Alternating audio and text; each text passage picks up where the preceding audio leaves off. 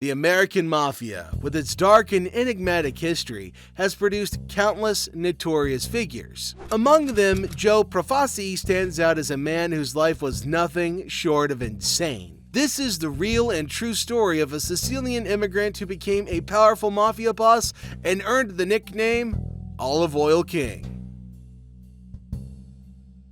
Joe Profaci was born in 1897 on the island of Sicily, Italy. Rumored to have family ties with the Sicilian Mafia, he spent some time in an Italian prison and was released in 1921. With dreams of becoming a legitimate businessman, Profaci embarked on a journey to America. His initial attempts in Chicago, where he aimed to establish a bakery and grocery store, met with failure. In 1925, he relocated to Brooklyn, New York, a city ripe for criminal enterprises during the Prohibition era of the 1920s. After relocating to Brooklyn in 1925, Profaci wasted no time in recognizing the immense opportunities presented by the illegal alcohol trade. Profaci formed his gang, a loyal group of like-minded individuals who shared his ambition and willingness to operate on the wrong side of the law. This gang became the backbone of his criminal enterprise and played a crucial role in his rise to power. With the advent of Prohibition, the demand for alcohol soared, creating a black market that promised vast fortunes for those bold enough to exploit it. Profaci and his gang seized the opportunity, becoming major players in the production, distribution, and sale of illicit alcohol. Their involvement in bootlegging allowed Profaci to accumulate wealth and solidify his position in the criminal underworld. In a brilliant move that would later become a staple of mafia lore, Joe Profaci established a front business as an importer of olive oil. This seemingly legitimate enterprise served a dual purpose. On the surface, it provided a cover for Profaci's illicit activities, deflecting suspicion from law enforcement and rival criminal organizations. However, beneath the veneer of respectability, Profaci's olive oil business served as a conduit for his criminal operations. It allowed him to move money, conduct covert meetings, and maintain essential connections within the underworld. This front business strategy was not only effective, but would also become a recurring theme in popular portrayals of mafia life, most notably in the Godfather novel and films. The year 1928 marked a crucial turning point in Joe Profaci's criminal career.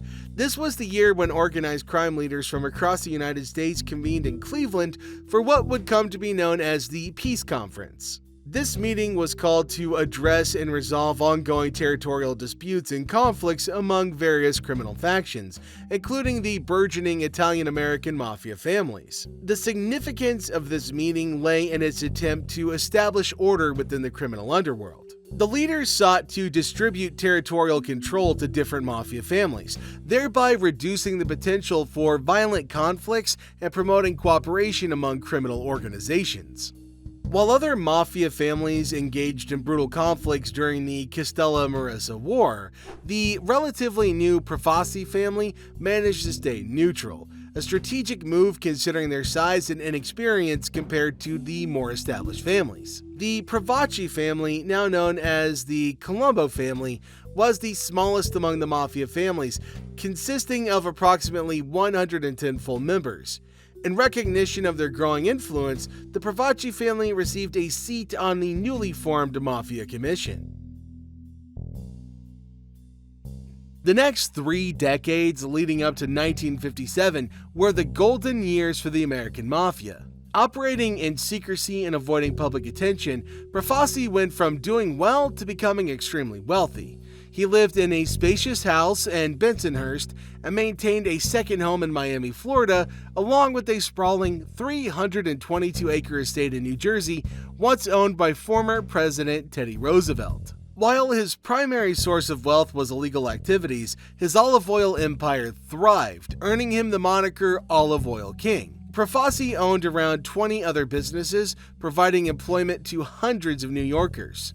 Despite his criminal endeavors, he portrayed himself as a devout Catholic and was a member of the Knights of Columbus. Now, before we continue with the video, please take a second to subscribe to our channel and don't forget to press the bell icon as well. Profaci's criminal activities extended to ruthless actions, including the strangulation of a thief who stole jewels from the Brooklyn church. While the government initially denied the existence of the National Crime Syndicate, law enforcement agencies knew the businessman Joe Profaci concealed a life of organized crime. The IRS attempted to prosecute him for unpaid taxes, similar to the Al Capone case, but failed to secure a criminal indictment. Efforts to sue him for the claimed $1.5 million in unpaid taxes also proved fruitless. In 1954, the State Department tried to revoke Profaci's citizenship and deport him to Italy due to his false statements about his criminal record on immigration paperwork. Although they initially lost the case on appeal in 1960, Profaci eventually lost his citizenship and was deported. Profaci's involvement in the disastrous 1957 Appalachian Conference marked the beginning of the end. Along with 21 others, he was convicted of criminal conspiracy and sentenced to 5 years in prison. Profaci later appealed and had the ruling overturned in 1960. However, the cracks in his empire were becoming evident. His rank and file began to resent him for enforcing a Sicilian custom that required members and associates to pay a monthly fee, with rumors suggesting that Profaci was pocketing a significant portion for himself. The first high-ranking member to turn against Profaci was Capo Regime Frank Abbot Marco. In 1959, Marco stopped paying tribute to Profaci, leading to his assassination by multiple gunmen outside a Brooklyn tavern. The Gallo brothers, promised Marco's rackets as a reward, were instead denied their spoils by Profaci. In response, the Gallo crew rebelled, igniting the First Colombo War in 1961. The war brought unwanted attention to the Mafia, attracting both law enforcement and public scrutiny. Fellow commission members Carlo Gambino and Tommy Lucchese attempted to mediate a resolution, but Profaci remained suspicious and believed they were colluding with the Gallos. As the war intensified, Joe Profaci's health deteriorated. He succumbed to liver cancer on June 8, 1962, leaving a power vacuum within the family. Joseph Magliocco, his long-term underboss, took his place at the top. Magliocco and Joseph Bonanno believed that Lucchese and Gambino were secretly working with the Gallos to unseat them. A plot to eliminate Lucchese and Gambino was set in motion, but it failed. Profaci's death marked the end of an era, and Joseph Colombo became the new boss. With his ascent, the Colombo-Gallo conflict finally came to an end, temporarily bringing peace to the family.